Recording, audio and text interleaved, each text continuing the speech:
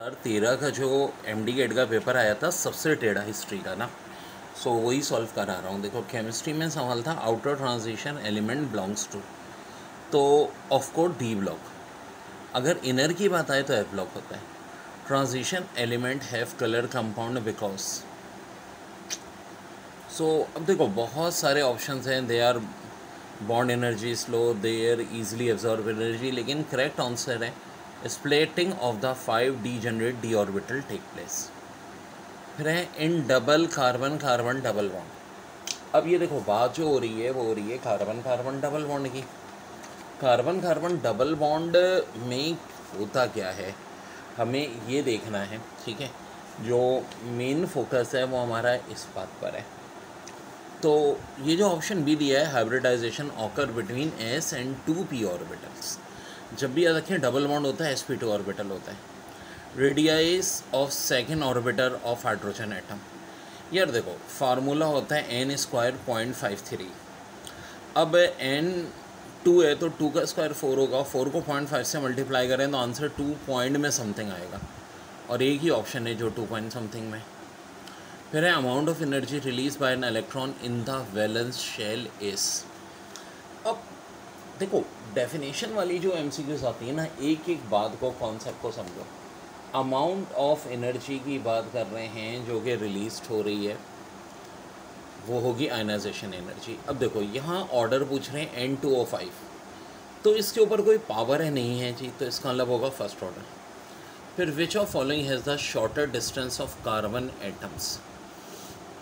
तो shortest distance carbon atom सीधी साधी बात हो रही है वेवलेंथ की। तो मेरे भाई ऑब्वियस सी बात है यहाँ ये ट्रिपल बॉन्ड है ऑप्शन सी में। ये थोड़ी मिस प्रिंटिंग हुई हुई है। The most dense element. अब डेंस एलिमेंट की बात हो रही है कि इनमें से कौन सा होता है, तो भाई बेरियम होता है, ठीक है, याद रखो। The isomer must have the same. Of course क्या चीज़ सेम होती है, मॉलिक्यूलर फार्मूला। अब ये एक बड़ा अच्छा न्यूमेरिकल है। For a reaction 2a + b = c + d, the active mass of B is kept in constant and that of B is triple. It is observed that the rate of reaction। तो मेरा बच्चों देखो कितने times बढ़ा है, a का मास triple कर रहे हैं और a पे स्क्वायर है, तो 3 का स्क्वायर कितना होता है भाई 9 टाइम्स, तो इंक्रीज 9 टाइम हो जाएगा। अब यार ये एक बड़ी कॉन्ट्रोवर्शियल एमसीक्यूज थी, क्योंकि अब देखें DUHS का पास पेपर का पार्ट 2 है कि मैंने कहा था बड़ी कंट्रोवर्शियल एमसीक्यूज थी। इसका आंसर इन्होंने दिया था 3 और मेजॉरिटी का 2 कहना था। उसकी वजह है कि देखें कम से कम सिग्निफिकेंट फिगर जो है ना वही आंसर होता है, तो यहाँ कम से कम सिग्निफिकेंट 2 हैं, बाकी सब में 3 हैं, तो इस वजह से। अब ये एक बड़ा ख़तरनाक क्वेश्चन था, हालांकि ये मैंने जब 2013 में, मुझे अच्छी तरह याद है, क्लास में करवाया था, अल्हम्दुलिल्लाह मेरा गैस पेपर लगा था। If we take 2.2 gram of carbon dioxide, 6.02 into 10 के 21 atoms of nitrogen and 0.03 gram atom of sulphur, इससे लोग घबरा गए थे। अब ग्राम एटम का मतलब बेसिकली मोल्स ही होता है, ठीक है। तो कह रहे हैं कि रेशो जो है कार्बन नाइट्रोजन ऑक्सीजन के एटम्स का क्या होगा, तो भाई मोल्स का जो रेशो होगा वही एटम्स का रेशो होता है। अब 2.2 ये मैंने सॉल्व भी किया हुआ है। कार्बन डाइऑक्साइड का मॉलिक्यूलर वेट होता है 44, 22 को 44 से डिवाइड करते हैं 0.5 आता है, यहाँ 2.2 है तो 0.05 आ जाएगा। इसी तरह रखो 6.02 इंटू 10 के 23 होता है 1 मोल, 22 होता है 0.1 मोल और 21 है तो 0.01 मोल हो जाएगा। और नाइट्रोजन का इन्होंने खुद ही क्या दिया है 0.03 सवाल में दिया है, तो भाई 0.01, 0.05, 0.01 और 0.03 का रेशो ऑफ कोर्स 5:1:3 आ जाएगा, यानी आंसर हो जाएगा ऑप्शन डी। फिर कह रहे थे system at equilibrium can be disturb by, तो कंसंट्रेशन, प्रेशर, टेम्परेचर सबसे होता है, तो all of the above. Among the following electron which has the highest energy, n = 3, l = 2, 3 + 2 क्या होता है 5, तो इसका आंसर हो जाएगा ऑफ कोर्स ऑप्शन ए। अब ये बड़ा प्यारा सवाल था। Equal weight of methane and hydrogen are mixed in an empty container at 25 degree. The fraction of pressure exerted by hydrogen is. So देखो मीथेन का मास होता है 16, H2 का होता है 2, यानी मिक्सचर हो गया 18। अब एक सिंपल सी ना मेरी मैजिकल ट्रिक याद रखो कि हमें चूँकि पूछा है कि इसका हाइड्रोजन का, तो उल्टा होगा। हाइड्रोजन के निकालने के लिए ये जो मीथेन का मास है ऊपर आएगा और टोटल से डिवाइड कर देंगे। 16/18 8/9 यही आंसर था बच्चों, ये वाला ऑप्शन देखें। अगर उल्टा होता ना CH4 का पूछा जाते तो 2 ऊपर रखते 18 नीचे रखते। बच्चों ये बड़ी औसम किताब आई है मेरी, नया एडिशन आया है MD कैट की बुक का, तो इसमें सारे सोल्यूशन वोल्यूशन सब मौजूद हैं और बहुत प्रैक्टिस के लिए क्वेश्चन भी हैं एक्स्ट्रा भी। देखिए 2013 का पेपर सॉल्व करा रहा हूँ मैं MD कैट का, और ये देखें, dissolution of ammonium nitrate in water is an endothermic process which of following graph shows how the temperature alters as ammonium nitrate is added to water and the solution is left at room temperature. Option A तो हो ही नहीं सकता क्योंकि इसमें increase हो रहा है, और बी देखते हैं, सी देखते हैं, डी भी नहीं हो सकता, इसमें इंक्रीज़ हो रहा है। बी में डिक्रीज़ होकर इंक्रीज़ हुआ है, नहीं जनाब मुसलसल डिक्रीज़ होता रहेगा, तो इसका करेक्ट आंसर होगा ऑप्शन सी। फिर कह रहे हैं from a mixture of carbon dioxide and H2 gases carbon dioxide can be separated by the mixture theorem. तो वाटर अंडर हाई प्रेशर, देखो कार्बन डाइऑक्साइड गैस से डायरेक्ट सॉलिड बनता है, ठीक है, सब्लिमेशन और डिफ्यूजन वाली प्रॉपर्टी है, तो क्या करेंगे, बहुत हाई प्रेशर चाहिए। अल्केन्स है 5 to 17 कार्बन एटम, जनाब बहुत डिटेल में पढ़ाया था ये आपको, लिक्विड्स होते हैं, ठीक है जी। 1 से 4 वाले गैस और 18 से above solid. Which type of isomerism depend on distribution of carbon atom to each of functional group, metamerism. और किस में होता है ये भी बताया था, ईथर और कीटोन में। Non stoichiometric compound are form by only transition element. देखिए जो कुछ क्लास में कराया है सब कुछ वही।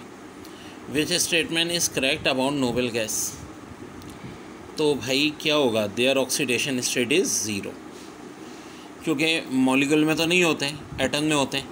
Magnesium oxide is used in the making of, ये ए लेवल से इन्होंने उठाया था, lining of blast furnace, it is extracted from sea water has following, aqueous calcium hydroxide is added to sea water. और जनाब कुछ ऐसे ऐसे करके क्वेश्चन दिए हैं। The magnesium hydroxide is then filter of and roasted, which of following compound between calcium and magnesium explain why magnesium hydroxide form. बहुत प्यारा सवाल है, देखो मेरे प्यारे प्यारे बच्चों, रीज़न पहले मैग्नीशियम क्लोराइड मैग्नीशियम हाइड्रोक्साइड से रिप्लेस हो रही है और ये कैल्शियम इसको रिप्लेस कर रहा है। पहला कह रहे हैं magnesium is less electropositive than calcium, नहीं जनाब, beryllium magnesium calcium strontium barium. बेटा कॉपी देना जरा, बस कोई भी एक पेपर दे दो, इन रिटर्न में समझा देता हूँ पूरा चक्कर क्या है। देखो सबसे ज़्यादा इसमें इलेक्ट्रोपॉजिटिव बेरिलियम होता है, फिर मैग्नीशियम, फिर कैल्शियम, फिर स्ट्रोंशियम, फिर बैरियम। तो मैग्नीशियम तो ज़्यादा होता है, पहला रीज़न गलत है। फिर है magnesium is lower than calcium in reactivity series, जनाब रिएक्टिविटी में भी मैग्नीशियम बेरिलियम के बाद नंबर 2 पे होता है, तो ये भी नहीं हो सकता। The enthalpy change of hydration for magnesium +2 is less exothermic than calcium, नहीं जनाब ये भी ज़्यादा होती है, ठीक है, बेरिलियम के आस सबसे ज़्यादा मैग्नीशियम की होती है। The solubility product for MgOH is lower than for, जनाब बिल्कुल यही करेक्ट आंसर है, ठीक है, ऑप्शन से। डी भी नहीं था, लेटेस्ट एनर्जी भी, देखो लेटेस्ट एनर्जी और इलेक्ट्रोपॉजिटिविटी और रिएक्टिविटी ये सबसे ज़्यादा बेरिलियम, फिर मैग्नीशियम, कैल्शियम। सोलेबिलिटी प्रोडक्ट नीचे जाएंगे तो बढ़ेगी क्योंकि वो वेट पे डिपेंड करती है। फिर कह रहे हैं when methyl benzene is treated with bromine in the presence of catalyst mixture of 2 monomer isomer is form, what are the structure of these 2 isomer. तो भाई देखो बात ये हो रही है कि मिथाइल बेंजीन को अल्काइल ग्रुप क्या होता है, ऑर्थो पैरा होता है, किस पोजीशन में पहुंचाएगा, यहाँ डी पोजीशन पे। अब मुझे समझ में नहीं आया यार, ये MD कैट 2013 में बच्चे रोए क्यों थे। अच्छा, मैंने बहुत सारे जो सवालात गैस वेबर में कराए थे वो लगे, अल्हम्दुलिल्लाह हमारे बच्चों का तो बहुत अच्छा हुआ था, लेकिन ओवरऑल बहुत रिज़ल्ट ख़राब था। जबकि भाई अगर देखें आप इन ट्रिक्स को फॉलो करें, कोई क्वेश्चन ऐसा नहीं है बाहर का, ठीक है, सारे वही आ रहे हैं। और ये बच्चों आजकल मेरे पास पेपर की बुक है जो थ्रू मार्केट में पाकिस्तान में अवेलेबल ना। ये भी बड़ा इंपॉर्टेंट सवाल पास पेपर का। Battery has an EMF of 6 volt, EMF 6 volt, N internal resistance 0.4, it is connected to 2.6 ohm resistor through a SPST single pole single throw switch. When the switch is open, the potential difference between the terminals of the battery is in volts. तो मेरे भाई जब open होता है तो EMF और voltage बराबर होते हैं, तो पहले वाले का आंसर तो हो जाएगा 6 वोल्ट, 6 वोल्ट, ठीक है जी। फिर देखें, when the switch is closed, the potential difference between the terminals of battery is in volt. Switch close की बात ये होती है हमारी सेम लोड वाला। बट बच्चों एक बात और होती है इसमें, E बराबर किसके होता है, IR प्लस R, यानी small r internal resistance plus capital R load. तो मेरे भाई ये 6 दिया है, I यहाँ से निकाल सकते हैं जी, यहाँ 0.4 प्लस 2.6 यानी कि 3, उधर जाके डिवाइड आ जाएगा, I आ जाएगा 2 मेरे पास। अब आखिरकार फ़ायदा क्या हो रहा है, बहुत होने वाला है। V चाहिए ना हमें तो क्लोज का, E तो 6 दिया है, I मैंने अभी 2 निकाल लिया, इंटरनल रेजिस्टेंस 0.4 है, 2 को 0.4 से मल्टीप्लाई करें कितना होगा 0.8, 6 minus 0.8 5.2, and this is your answer. Very very important. ये मेरी ही लिखी हुई कंपाइल की हुई बुक है और सिर्फ इसमें पास पेपर ही नहीं है, बहुत सारा प्रैक्टिस मटेरियल है। सो 2013 का question, false statement about lithium is it is softer than alkali metals, बिल्कुल यही करेक्ट होती है। लेस रिएक्टिव तो नहीं होता, possess high melting and boiling point, या क्लोराइड विद सोलुबल। तो मेन चीज़ जो है वो है softer than alkali metal. Diamond and graphite are isotope भी नहीं होते, आइसोमर नहीं होते, इलेक्ट्रॉप्स होते हैं। बोरेक्स जो एग्जिस्ट करता है, देखो सोडियम टेट्राबोरेट डेकाहाइड्रेट या टिंगल या सोहागा, यानी ऑप्शन ए। और ये फार्मूला बहुत सारे लोगों को सरप्राइज़ कर गया था, मैनर्ड आयोन का है ये, ठीक है। विटामिन पे इन्होंने दिया कि MCQs, और वो भी मैनर्ड आयोन पूछा था, ठीक है। तो ये ऑफ कोर्स मैनर्ड आयोन का फार्मूला है, ऑप्शन ए। 2013 सबसे मुश्किल पेपर था और बहुत सारी मिस्टेक्स थी। तो इंग्लिश में पैसेज आया था जो साइंस का जो आपका चैप्टर है इंटर की बुक का, उससे था। और भाई चूँकि मैंने ये बात अपने बच्चों को पहले ही बताई थी गैस पेपर में, तो बच्चों को आइडिया था, तो जल्दी दोनों क्वेश्चन इस पैसेज से रिलेट हो गए थे। क्या कह रहे हैं, however it must be recognise that science has its limitation, its method apply only to those things which can be observed, measured and treated mathematically.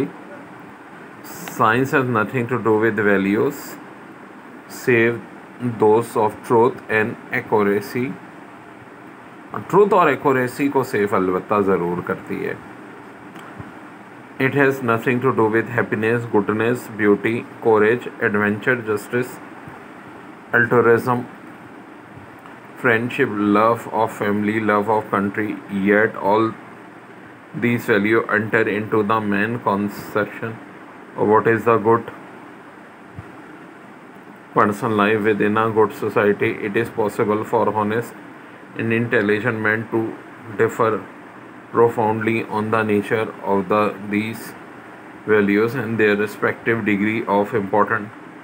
Hence the contrast between the modern world's command of material things and its tragic failure to organize a harmonious world society. देखो सबसे बेहतरीन trick तो ये होती है कि पहले question पढ़ो फिर ऑप्शन। जैसा कि अगर आप क्वेश्चन 2 पढ़ते हैं, according to passage science applies certain value which of the following describe this values, तो साफ दिख रहा है correct answer truth and accuracy है, जो ये बात इन्होंने कही है। और वन क्वेश्चन में कह रहे हैं it can be inferred from the passage of the author thinks science to be the necessary element of good personal life. यार ऐसा तो कुछ कह ही नहीं रहे। सारी बात ये है कि साइंस का मोरलिटी या हैप्पीनेस या गुडनेस से कोई ताल्लुक़ नहीं है। तो ऑप्शन बी देखें, science bring happiness, goodness, beauty, courageous, adventure, justice, altruism, friendship, love of family and love of accuracy to man life, ये भी नहीं हो सकता। साइंस है successful brought a balance between modern world command of material things and a harmonious world society, ये भी नहीं है। हाँ, चौथा है a good personal life can be achieve by recognizing the nature of value and their degree of importance, तो option D is correct. 5B नहीं था, the limitation of science are negligible. देखिए, complete the sentence by choosing the most appropriate option from given letter. He says he is a dash but he cannot play the piano or any other instrument and he cannot sing. Musician, magician, physician, dietitian, technician, तो of course musician है, इसके बावजूद भी piano नहीं बजा सकता। I have to get up early tomorrow morning. Shall, would, had, could, तो I के साथ shall आएगा, simple. Identify the word or phrase that reach needs to be changed, ये होता है error detection. I go by the post office, बिल्कुल सही चल रहा है जनाब। एवरी मॉर्निंग, ठीक है जी। On my way to work, TO2 होना चाहिए, एरर डी में है। फिर the secretary must type these letters before lunch, the सही है, मस्ट भी सही है, दीज और लेटर्स ये भी सही है, तो नो एरर, इसका आंसर था option E. Choose the letter word that is most nearly opposite in the meaning, opposite in meaning, तो ब्लेस का मतलब होता है जलाना, क्वेंच का मतलब होता है बुझाना, बर्न भी जलाना, रैश गुस्सा, शाइन, तो ऑफ कोर्स क्वेंच हो जाएगा। ग्रीव कहते हैं गम को, disturb, hurt, dish, feel sad, rejoice, सिर्फ ये एक एंटोनिम है रिजॉइस, बाकी सारे साइनोनिम्स ही हैं, यानी हमें अपोजिट ढूंढना था। Choose the word that most similar to the meaning, capitalise one, squash का, तो देखें यहाँ स्क्वैश भी दिया है, बीट भी दिया है, एवोल्यूशन भी दिया है, ठीक है जनाब, तो बेस्ट है इसमें स्क्वैश। फिर जेंटल का साइनोनिम ना रफ हो सकता है ना एक्सपर्ट, हार्डलेस, काल्म, विक्ट, तो सबसे अच्छा काल्म, ये वो था जी इंग्लिश। बच्चों देखें 2013 में सारे इन्होंने क्वेश्चन ए लेवल से उठा के दिए थे। The temperature of a body at 100 degree centigrade is increase by del theta as measure on Celsius scale, how is this temperature change expressed on Kelvin scale. एक ऑप्शन था theta plus 373, theta plus 273, theta plus 100 theta, और एक था theta plus 212, तो असल answer है इसका D, del theta. यार अकल यूज़ करें, केल्विन और सेंटीग्रेड में मैंने पढ़ाते हुए भी बताया था कि फ्रीजिंग पॉइंट और बॉइलिंग पॉइंट में कितने डिवीज़न का फ़र्क है, 100 डिवीज़न, यानी एक डिवीज़न केल्विन का, एक डिवीज़न किसके बराबर होता है, सेंटीग्रेड के। तो अगर भाई 100 सेंटीग्रेड टेम्परेचर है, हमने डेल थीटा बढ़ा दिया, फ़र्ज़ करो थीटा 1 है, 100 से 101 हो जाएगा, कितना हो जाएगा 101, तो केल्विन में भी कितने का इजाफा हुआ होगा, 101 का।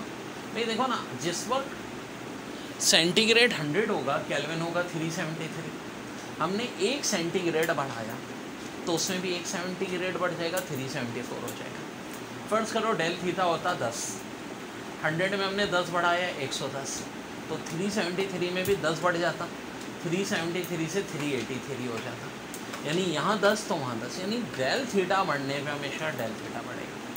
बड़ा इंपॉर्टेंट और कॉन्सेप्चुअल तरीन सवाल था बच्चों, आंसर है डेल थीटा। बच्चों देखें 2013 में सारे इन्होंने क्वेश्चन ए लेवल से उठा के दिए थे।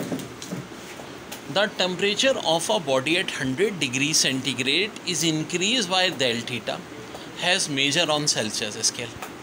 How is this temperature change expressed on Kelvin scale. एक ऑप्शन था theta plus 373, theta plus 273, theta plus 100 theta, और एक था थीटा प्लस 212। तो असल आंसर है इसका डी, डेल थीटा। यार अकल यूज़ करें। केल्विन और सेंटीग्रेड में मैंने पढ़ाते हुए भी बताया था कि फ्रीजिंग पॉइंट और बॉइलिंग पॉइंट में कितने डिवीज़न का फ़र्क है, 100 डिवीज़न। यानी एक डिवीज़न केल्विन का, एक डिवीज़न किसके बराबर होता है, सेंटीग्रेड के। तो अगर भाई 100 सेंटीग्रेड टेम्परेचर है, हमने डेल थीटा बढ़ा दिया, फ़र्ज़ करो थीटा 1 है, 100 से 101 हो जाएगा। कितना हो जाएगा, 101। तो केल्विन में भी कितने का इजाफा हुआ होगा, 101 का। नहीं देखो ना, जिस वक्त सेंटीग्रेड 100 होगा, केल्विन होगा 373, हमने 1 सेंटीग्रेड बढ़ाया तो उसमें भी 1 सेंटीग्रेड बढ़ जाएगा, 374 हो जाएगा। फ़र्ज़ करो डेल थीटा होता 10, 100 में हमने 10 बढ़ाया 110, तो 373 में भी 10 बढ़ जाता, 373 से 383 हो जाता। यानी यहाँ 10 तो वहाँ 10, यानी डेल थीटा बढ़ने पे हमेशा डेल थीटा बढ़ेगा। बड़ा इंपॉर्टेंट और कॉन्सेप्चुअल तरीन सवाल था बच्चों ये। आंसर है डेल थीटा। देखिए 2013 का एक और ये बड़ा धुआंधार सवाल है।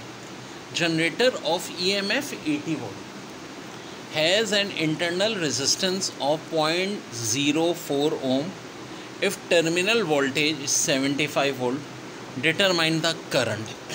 भाई ये फार्मूला होता है, ये तो आपको 80 दे दिया है, टर्मिनल वोल्टेज 75 है, इंटरनल रेजिस्टेंस 0.04 है और करंट पूछ रहे हैं। ये 75 उधर जाके 80 में से सब्ट्रैक्ट हुआ 5 और ये 0.04 डिवाइड करे आई से। देखिए यार 5 को 4 से करते 1.25 आता, लेकिन 5 को हम 4 से नहीं 0.04 से कर रहे हैं, तो ऑफकोर्स आंसर क्या आएगा, 125 एम्पेयर। वैसे भी अगर दिमाग यूज़ करें तो 5/4 1.25 होता है, और ऐसा डिजिट 125 एक ही आ रहा है, 125 एम्पेयर। बच्चों यही हमारा आंसर हो जाएगा बेटा, ठीक है।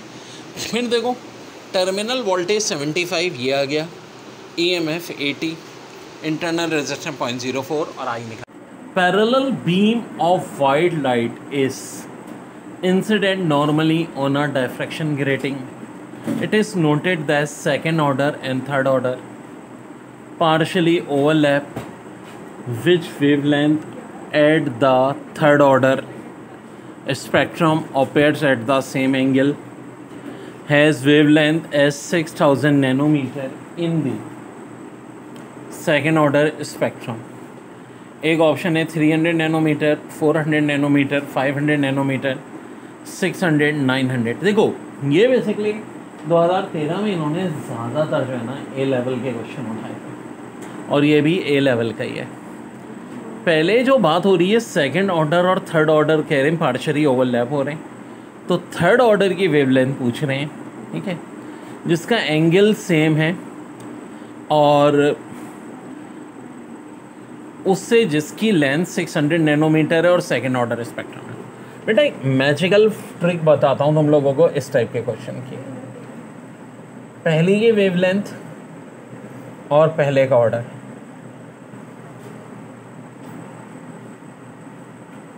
देखो d sine theta equal to m lambda से ही मैंने शॉर्ट ट्रिक बनाई है अपने खुद की। तो बच्चों M1 हमारा क्या है, सेकंड ऑर्डर, और इसकी लेंथ 600 नैनोमीटर है। यहाँ 2 आ जाएगा, यहाँ 600 आ जाएगा। M2 3 है, लैम्डा 2 चाहिए। मैथ्स के रूल कहते हैं 600 को 200 से मल्टीप्लाई करो 1200, 3 से डिवाइड करो 400, आंसर हो जाएगा 400 नैनोमीटर, यानी कि ऑप्शन नंबर बी। देखो भाई यहाँ पर बात हो रही है कि एंगल सेम है, तो d sine theta equal to m lambda से मैंने डायरेक्ट शॉर्टकट बनाया है जब भी इस तरह का सवाल है, ठीक है। ये ट्रिक यूज़ है, ये इसमें ना सिर्फ मैंने सारे पास पेपर्स बल्कि बहुत सारा प्रैक्टिस मटेरियल भी है। 2013 का जो पेपर था सबसे मुश्किल था, फिज़िक्स भी। तो पूरा मैं ये आपको सब चीज़ें इसकी एक्सप्लेन कर रहा हूँ, सारे पोर्शन। फिज़िक्स में देखें, nuclear consist of 19 proton and 20 neutron, the conventional simple of the nucleus. तो ऑफ कोर्स ऑप्शन सी हो जाएगा, नंबर 19 और मास 20, तो 19 + 20 39। फिर the linear magnification produce by lens is defined as the ratio of the, तो किस चीज़ का होता है, size of the image to the size of object.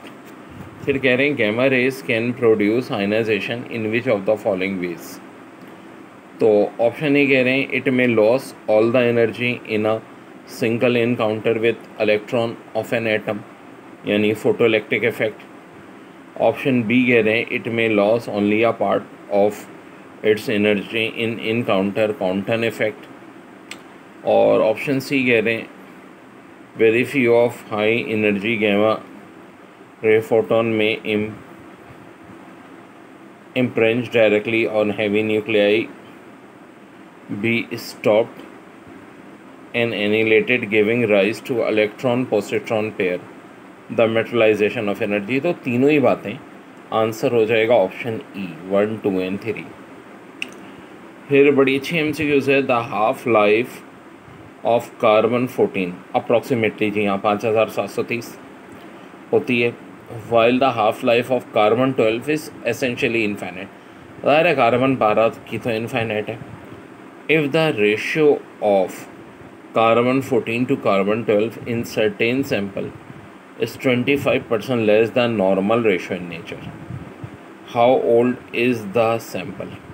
तो देखो सिर्फ घुमाया है भाई। आप एक बात सुनो, 5730 वाले से कम है ना, ये 25% से भी कम है, और 5730 वाले से कम है, तो इसका मतलब एज इसकी क्या होगी, less than 5730 is your answer। Which of following statement is not consistent with Bohr's set of postulate recording the hydrogen atom model with regarding to emission absorption of light। Option A, energy level of the electron are stable and discrete, नहीं जनाब।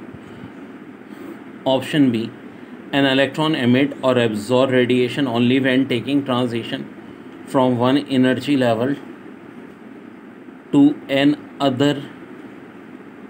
देखिए ये सारी statement तो सही हैं, हमें ढूंढनी है wrong statement. To jump from lower to higher energy an electron must absorb a photon of right frequency such that photon energy equal the energy difference between the two orbit। ये भी सही है भाई। to jump from higher energy to lower energy an electron absorb photon of frequency such that photon energy is exactly the energy difference between the two orbits। well देखो ये वाली जो है ना MCQ स्टेटमेंट डी गलत है, तो answer हो जाएगा डी। फिर कह रहे हैं candela is the luminous intensity in the perpendicular direction of a surface square of black body at the temperature of freezing platinum under a pressure of 10132 Newton पर स्क्वायर मीटर। तो यहाँ जो ब्लैंक थी ना वो शुरू में ही थी, और उसमें ये आंसर होगा 1/60,000, बल्कि 6 लाख 6 के साथ 5 0 है यार। कैंडेला बेसिक यूनिट है, ये उसी की डेफिनेशन है, ठीक है। ये बेसिकली क्या है, कैंडेला की बेसिक डेफिनेशन बच्चों। Work done in moving an object along a straight line from 3, 2, -1 to 2, -1, force in a force field which is given by F = 4I - 3J + 2K। ये देखो यार, ये IJ के, ये IJ के, हमेशा डिस्प्लेसमेंट सब्ट्रैक्ट होगा, और ये मैंने करके दिखाया हुआ है। 2 में से 3 -I, -1 में से 2 माइनस किया -3J, 4 में से -1 किया +5K। अब I वाला I से मल्टीप्लाई होगा, ये डिस्प्लेसमेंट -1 को 4 से करो -4, J वाला J से होगा, -3 को 3 से किया 9, K वाला कैसे होता है 5 2 10। अब ये 19 - 4 15 इज़ योर आंसर, ठीक है जी। एंड ऑफ कोर्स ये ऑप्शन डी। फिर कह रहे हैं a constant force acting on a body of mass 5 kg changes its speed from 2 metre per second to 7 metre per second in 10 second the direction of the body remains unchanged, find magnitude of the force. G की value 10 दी हुई है। यार देखो बात ये है कि mass 5 है, v f minus v i upon t, इससे एक्सेलरेशन निकलता है। वी एफ 7 है, 7 माइनस 2 5, ये 10 है। 5 अपॉन 10 तो बच्चों क्या आ गया हमारे पास, एक्सेलरेशन आ गया। फोर्स होती है मास इंटू एक्सेलरेशन। सो भाई मास यहाँ 5 है, फोर्स भी 5 है, 25 अपॉन 10, आंसर 2.5 न्यूटन। फिर कह रहे हैं what should the applied force applied on 10 kg so that it moves in vacuum with an acceleration of 2 metre पर 3 मीटर पर सेकेंड स्क्वायर। देखो डाउनवर्ड मोशन के लिए फार्मूला होता है F = mg - a। m 10 था, g 9.8 था, a 3 था। यहाँ 6.8 को 10 से मल्टीप्लाई करो, 68 न्यूटन। और मेरे भाई ये इन्होंने आंसर की में गलत दिया हुआ था, और ये NTS में बहुत होता था, हमेशा ही आंसर की में बहुत गलतियाँ करते थे। तो बच्चों का यहाँ कोई कसूर नहीं था। बहरहाल इसका actual answer 68 newton. Submarine sends out a sonar signal sound wave in a direction directly downward. It takes 2.3 second for the sound wave to travel from submarine to ocean bottom and back to the submarine. How high approx from the ocean the submarine. यार बड़ा ज़बरदस्त सवाल है। Submarine ने क्या किया कि भाई एक सिग्नल भेजा डाउनवर्ड, ठीक है। अब ये गया और फिर वापस आया, टोटल इसे लगे 2.3 सेकेंड, ठीक है। स्पीड दी हुई है 1490 स्पीड की। तो कह रहे हैं यहाँ से यहाँ तक का डिस्टेंस यानी हाइट कितनी है। तो देखो 2.3 सेकेंड तो टोटल टाइम हुआ आने और जाने का। तो टाइम हम क्या लेंगे, 2.3 का हाफ, ठीक है। 2.3 का हाफ ऑफ कोर्स 1.15 होता है। मल्टीप्लाई करना है इसको किससे, 1490 से। सिंपल था formula, distance equal to velocity into time. अब देखो 1.15 को मल्टीप्लाई करना है 1490 से। 1490 अप्रॉक्सीमेटली 1500। तो आंसर 1500 से जस्ट अबव होना चाहिए। एक है 1700, एक है 3000, एक है 5000, एक है 9000। साफ दिख रहा है कौन सा होगा, 1700 मीटर। मैंने फिर कहा हमेशा ऑप्शन ऐसे देते हैं कि आप ऑप्शंस की मदद से कर सको। ज़ाहिर ई स्टेटमेंट भी नहीं होती, सिंपल फार्मूला था distance equal to velocity into time. और बच्चों 2013 में ये क्वेश्चन भी मैंने अपने स्टूडेंट्स को कराया था। माशाल्लाह पूरा गैस हमारा लगा था, हालांकि बड़ा टेढ़ा पेपर आया था, लेकिन हमारा guess paper hesitate. Box of mass 6 kg, slide with speed v = 4 metre per second across a frictionless floor. Class में कितनी दफ़ा कराया है, देखो जो साल मैं क्लास में कराता हूँ वही आते हैं। It suddenly explodes into 2 pieces. One piece with mass m1 = 2 kg move in the same direction with a speed v = 8 meter per second. Find the velocity of the second piece. को बुनियादी तौर पे जो सिस्टम है ना वो ये है, mv = m1 v1 plus m2 v2। ये मास 4 दिया है, ये स्पीड 6 दी है। m1 बच्चों कितना दिया है, 2 kg, और v1 कितनी है 8, प्लस v2 चाहिए। m2 कितना होगा, 6 kg के मास से 2 kg का पीस अलग हुआ तो होगा 4। अब प्यारे प्यारे बच्चों 4 6 24 होता है, 2 8 16 होता है, प्लस 4v। ये 16 उधर ले जाके माइनस कर लो, 8 = 4v हो गया, और v हो जाएगा 8/4 यानी कि 2। आंसर हो जाएगा 2 मीटर पर सेकेंड, ठीक है बच्चों। तो ये वाला भी हमारा सॉल्व हो गया मेरा बच्चों। Option A is your answer. 2013 का पेपर टफ तरीन था फिजिक्स का। Rotating wheel of radius 0.5 metre has angular velocity of 5 radian per second. बात हो रही है एंगुलर वेलोसिटी जिसे ओमेगा आई से जाहिर करते हैं। At some instant and 10 radian per second after 5 second. Find the angular acceleration of point on its rim. Angular acceleration को इससे जाहिर करते हैं, ओमेगा एफ माइनस ओमेगा आई अपॉन टी। ओमेगा एफ जनाब 10 दिया हुआ है, ठीक है मेरे भाई। यहाँ देखें सम इंस्टेंट और 10 रेडियन, ठीक है, और ओमेगा आई 5, टाइम भी 5। पुट कर दें 10 - 5 5 5/5 ऑफ कोर्स आंसर क्या आ जाएगा बच्चों 1, ये वाला।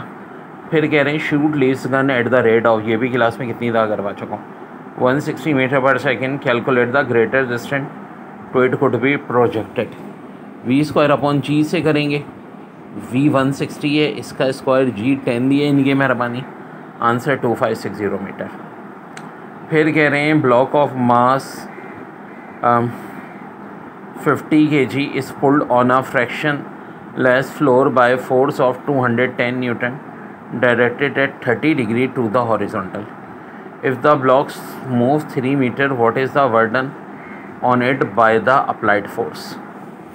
तो फोर्स तो 210 है भाई, ठीक है, डिस्प्लेसमेंट 3 मीटर दिया है और एंगल 30 है, √3/2 cos 30 ये होता है। 2 को इससे काटा है 105, 300 मल्टीप्लाई करो 315, 315 मल्टीप्लाई बाय √3, ये हमारा क्या हो जाएगा बच्चों, आंसर आ जाएगा इस क्वेश्चन का।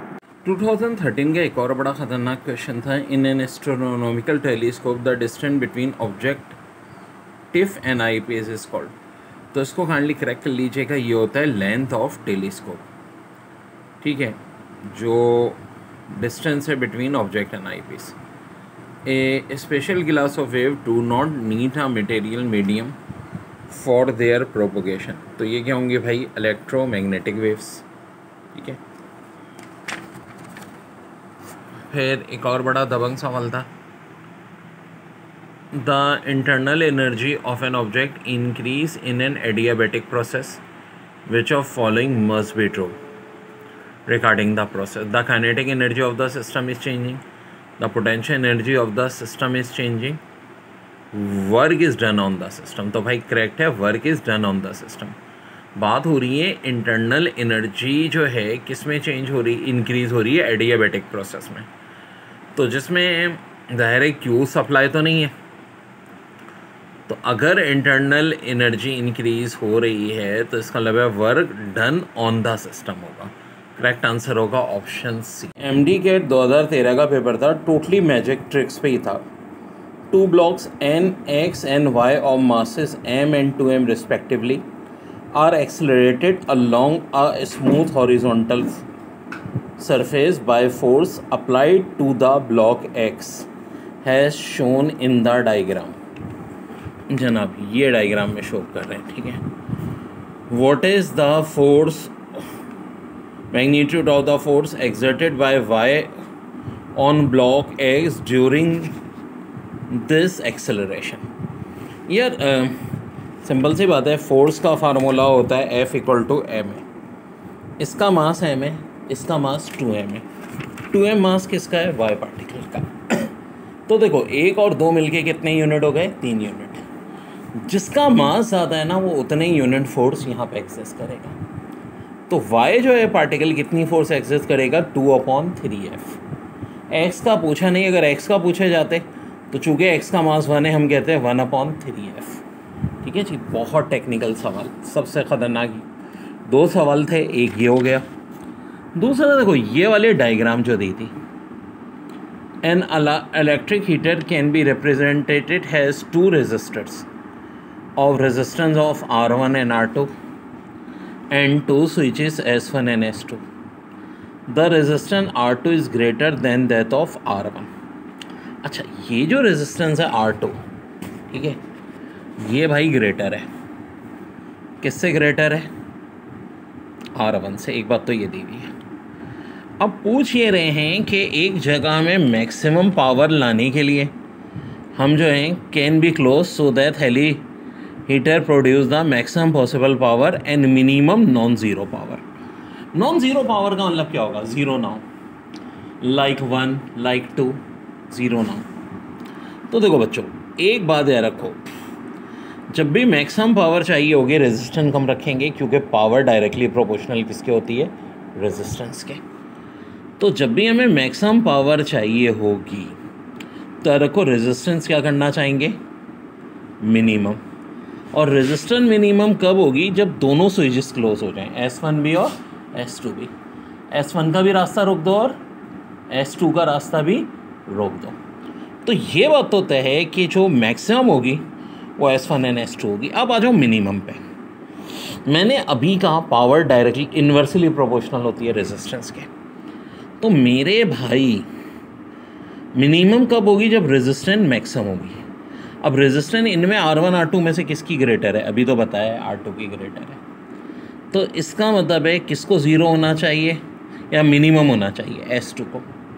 याद रहे मिनिमम नॉन ज़ीरो पावर की बात हो रही है, तो फिर किसको होना चाहिए? S2। तो मेरे भाई इसका आंसर हो जाएगा ऑप्शन ए। देखिए ये भी 2013 का बड़ा अच्छा सवाल है। 4 centimetre high object is located 10 centimetre from converging lens whose focal length is 20 centimetre. The image form will be. Focal length 20 है, ऑब्जेक्ट डिस्टेंस 10 है।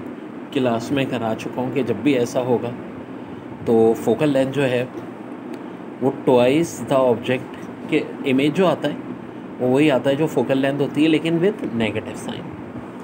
यानी ऑफ कोर्स क्या हो जाएगा? वर्चुअल एंड इरेक्ट, यानी ऑप्शन आ जाएगा ए एंड बी। फिर ये साल बच्चों मेरी मैजिकल ट्रिक से होगा। On ground the gravitational force on satellite is W।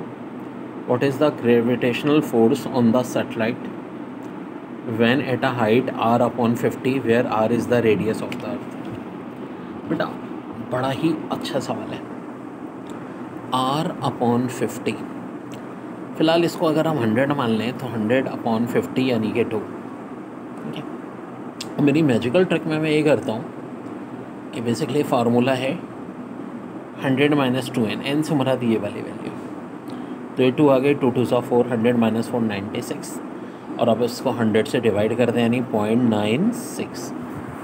तो बच्चों इसका आंसर ये आ जाएगा 0.96 W। और बड़ा प्यारा सवाल है। Aircraft Concorde is moving in a horizontal plane at constant speed of 650 metre per second. Circle has radius of 80 kilometre. What is the ratio of centripetal force to the weight of the aircraft?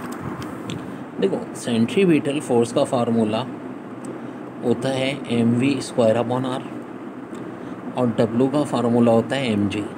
ये तो cancel हो जाएगा, v² और rg multiply हो जाएंगे। v कितना है बच्चों? 650 है, उसका स्क्वायर ले लेंगे तो ये 4225 आ जाएगा। r कितना दिया है? 80 किलोमीटर, यानी 80 के साथ 3 0 और लगा दो।